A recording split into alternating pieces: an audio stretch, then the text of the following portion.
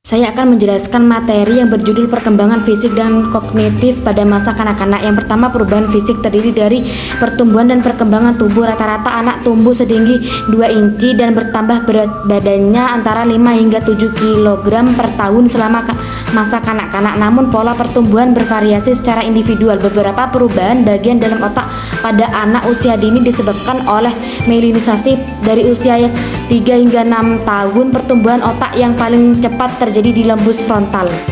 Perkembangan motorik. Keterampilan motorik kasar meningkat secara dramatis selama masa kanak-kanak. Anak-anak menjadi semakin suka berpetualang seiring dengan meningkatnya keterampilan motorik kasar mereka. Keterampilan motorik halus juga meningkat secara substansial selama masa kanak-kanak. Tidur. Para ahli menganjurkan agar anak kecil tidur selama 11 hingga 13 jam setiap malam. Sebagian besar anak kecil tidur sepanjang malam dan tidur siang 1 kali dalam sehari. Membantu anak kecil untuk melambatkan diri sebelum tidur seringkali dapat mengurangi penolakan untuk tidur. Nutrisi dan olahraga. Terlalu banyak anak kecil di Amerika Serikat yang dibesarkan dengan pola makan yang terlalu tinggi lemak. Kehidupan anak seharusnya berpusat pada aktivitas, bukan pada makanan. Masalah gizi lainnya adalah kekurangan gizi pada anak usia dini dan pola makan yang tidak memadai bagi anak-anak yang hidup dalam kemiskinan. Anak-anak kecil tidak mendapatkan olahraga sebanyak yang mereka butuhkan. Penyakit dan kematian. Gangguan yang masih paling mungkin berakibat fatal bagi anak kecil di Amerika Serikat adalah kanker dan penyakit kardiovaskular, tetapi kecelakaan adalah penyebab utama kematian pada anak kecil. Yang menjadi perhatian khusus adalah status kesehatan yang buruk pada banyak anak kecil dalam keluarga yang berpenghasilan rendah.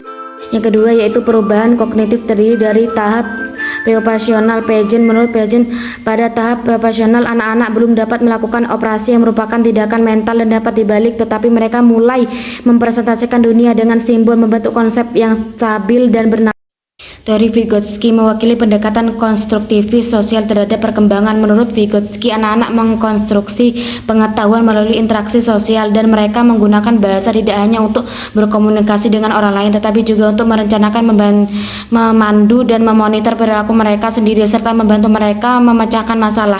Memproses informasi. Kemampuan anak untuk memperhatikan rangsangan meningkat secara dramatis selama masa kanak-kanak awal. Kemajuan dalam perhatian eksekutif dan perhatian berkelanjutan sangat penting pada masa kanak-kanak awal, tetapi anak kecil masih memperhatikan solusi daripada fitur-fitur yang relevan dari suatu. Yang ketiga yaitu perkembangan bahasa, terdiri dari memahami fonologi dan morfologi. Anak-anak kecil meningkatkan pemahaman mereka tentang sistem aturan bahasa dalam hal fonologi. Sebagian besar anak kecil menjadi lebih peka terhadap bunyi bahasa yang diucapkan. Eksperimen klasik Birko menunjukkan bahwa anak kecil memahami aturan morfologi.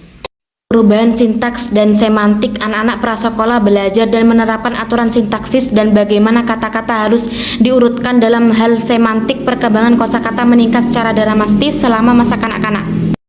Kemajuan dalam pragmatik. Keterampilan percakapan anak kecil meningkat. Mereka meningkatkan kepekaan terhadap kebutuhan orang lain dalam percakapan dan mereka belajar untuk mengubah gaya bicara mereka agar sesuai dengan situasi. Literasi anak usia dini. Orang tua dan guru perlu menyediakan lingkungan yang mendukung bagi anak-anak untuk mengembangkan kemampuan literasi. Anak-anak harus menjadi peserta aktif dan terlibat dalam berbagai pengalaman mendengarkan, berbicara, menulis, dan membaca yang menarik.